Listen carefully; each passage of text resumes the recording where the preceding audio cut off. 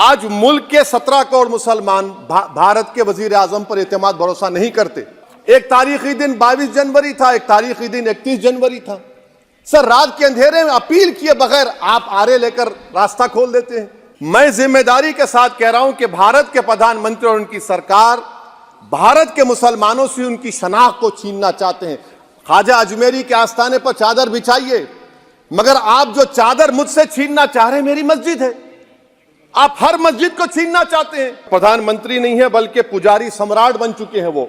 और मैं क्यों कह रहा हूं कि हमारे सदर जमहूरिया ने कहा था कि 22 जनवरी एक तारीखी दिन है, बिल्कुल तारीखी दिन है। 22 जनवरी की बुनियाद 6 दिसंबर 92 को रखी गई। 22 जनवरी की बुनियाद 86 में ताले खोलकर रखी गई। 22 जनवरी की बुनियाद जीबी पंत ने रखी थी, इसीलिए तारीखी दिन है। और तारीखी दिन इसलिए भी है कि सर इसी ऐवान में 16 दिसंबर 1992 को हमने एक रेजोल्यूशन पास किया था। आप बताइए कि आज इस मुल्क में चाहे कोई सेकुलर पार्टी का हो या जो भी हो, वाले सब सेकुलर है, बुरा मैं हूं, किसी में हिम्मत नहीं है कि 6 दिसंबर की बात की जाए। और वो तारीखी दिन इसलिए भी है सर, इंसाफ करने वालों में एक एनसीएलटी के चेयरमैन, एक गवर्नर और एक नामजद शुदा रुकने पार्लियामेंट बैठे हुए थे। अब आप बताइए मेरे पास बचा क्या है? बचा यह है कि आर्टिकल 32 बचा है जिसको बाबा साहब अम्बेडकर ने दिया। आज मुल्क के 17 करोड़ मुसलमान भारत के वजीर आजम पर एतमाद भरोसा नहीं करते, बिल्कुल नहीं करते, बता रहा हूं, खुल के कह रहा हूं। अगर आप आर्टिकल 32 का ड्यू प्रोसेस ही खत्म कर देंगे तो फिर मेरे पास क्या बचेगा सर?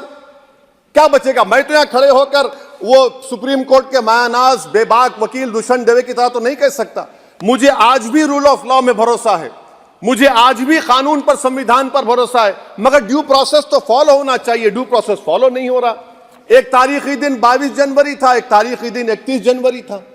सर, रात के अंधेरे में अपील किए बगैर आप आरे लेकर रास्ता खोल देते हैं। क्या पैगाम दे रहे हैं सर? 600 साल की मेहरौली की मस्जिद को बगैर को नोटिस दिए आपने डिमोलिश कर दिया।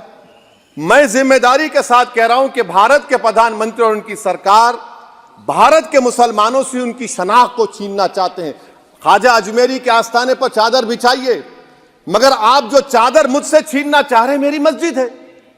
आप हर मस्जिद को छीनना चाहते हैं। आप बताइए 17 करोड़ मुसलमानों को क्या पैगाम दे रहे हैं आप कि आप हर मस्जिद को छीन लेंगे मुझसे? फिर मेरा वजूद किस माने रखता है? मेरा शनाख्त क्या माने रखता है?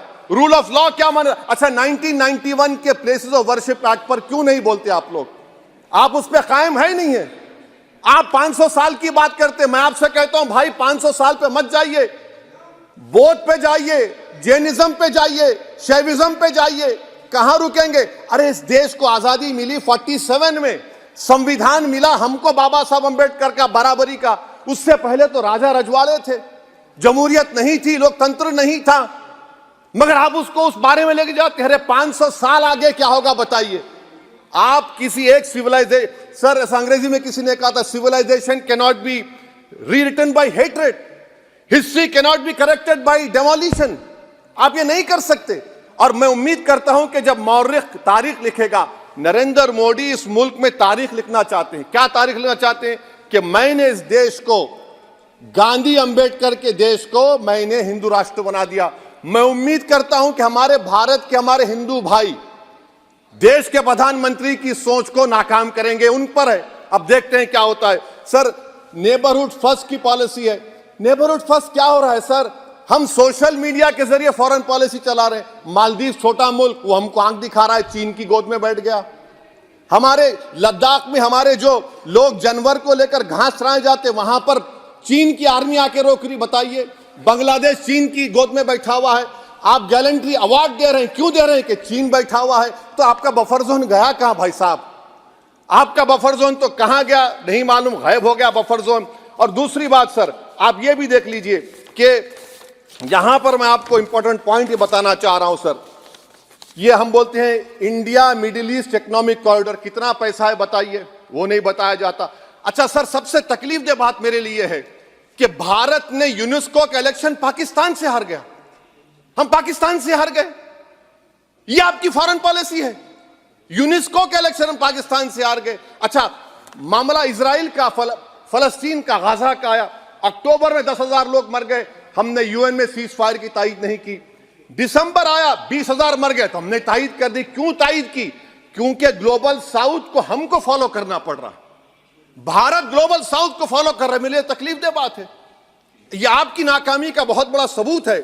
इसीलिए हम बता रहे हैं कि यह सरकार की बहुत से नाकाम। अलीगढ़ मुस्लिम यूनिवर्सिटी, आखिरी पॉइंट, अलीगढ़ मुस्लिम यूनिवर्सिटी। सर, आप उत्तर प्रदेश से आते हैं। सर, 81 में एक्ट पास हुआ।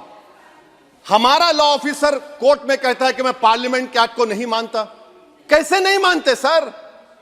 क्या नरेंद्र मोदी ने पार्लियामेंट को नॉमिनेट किया या पार्लियामेंट ने नरेंद्र मोदी को प्रधानमंत्री बनाया? बताइए।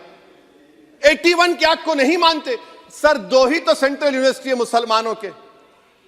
1,80,000 आप ही के सरकार के दौर में मुसलमान हायर एजुकेशन निकल गए। आप अलीगढ़ मुस्लिम से छीनना चाह रहे हैं। Theory of separation of powers में एग्जीक्यूटिव हमको डिक्टेट करेगा।